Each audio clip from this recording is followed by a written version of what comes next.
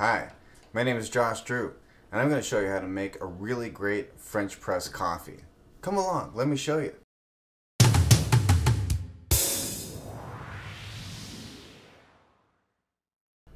The first thing you want to do is make sure that you have fresh coffee. Now, normally I just buy coffee in the beans, and I try and use them within a week. So anything after 7 days, your beans start going bad. And just a note for some of the old timers out there, putting your coffee beans in the freezer is not a good idea. It invites a lot of moisture, and you could potentially grow some awful things in there. So I have my coffee, and I'm going to use this real basic grinder that I have here. Now, a lot of coffee snobs will tell you that the best way to grind your beans is using a burr grinder, but I'm poor, so I use the spice grinder, which seems to do the job. Often, I'll fill up the beans right about to the point where I can't see the blades anymore. Now, for a French press, you're going to want a coarser grind.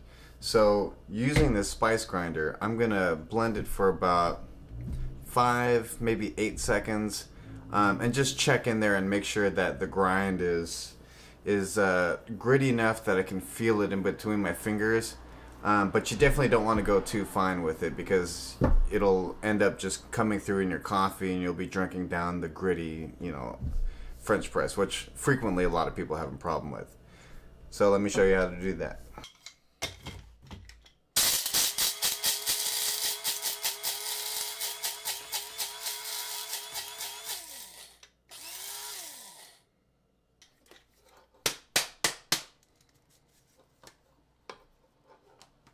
Now, this is the kind of grind that we'd like to have, almost like a coarse sand, like at the beach.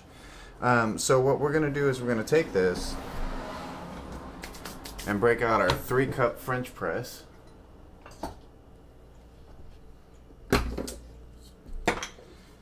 And go ahead and put the coffee in it. Now, just as a quick note, people often suggest using a burr grinder because you're going to get a more even grind. In the case of using the spice grinder, some of the bits are going to be larger than others, and we may have even really fine grind kind of in between those coarser grits. But overall, this is a decent way to get around it, unless you're willing to spend a good amount of money for a burr grinder.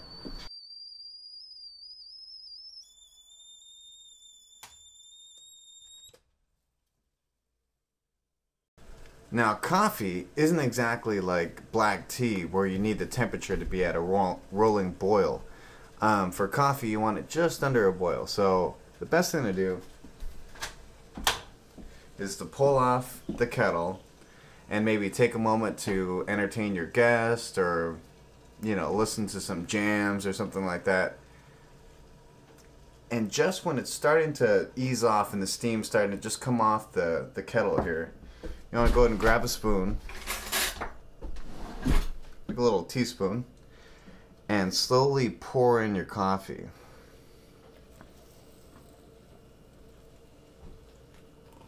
Now, as you're pouring in your coffee, you want to go ahead and stir the coffee just a little bit. This is so that you make sure that every bit of the coffee grinds get soaked in the water.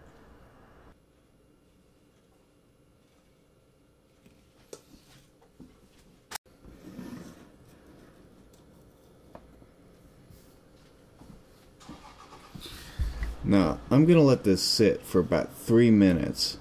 So while you're doing that, you can go ahead and rock out with your guitar or something.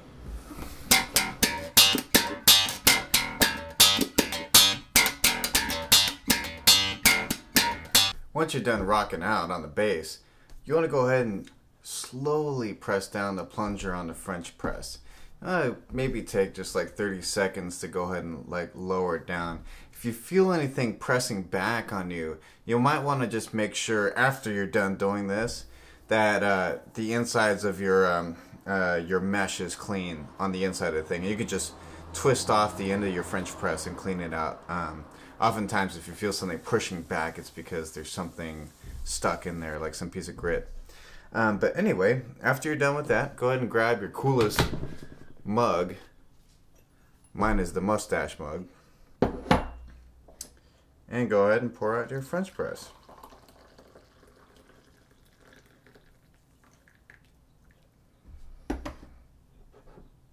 I prefer to have mine black at the first taste. Oh yeah, that's bomb as shit. Enjoy.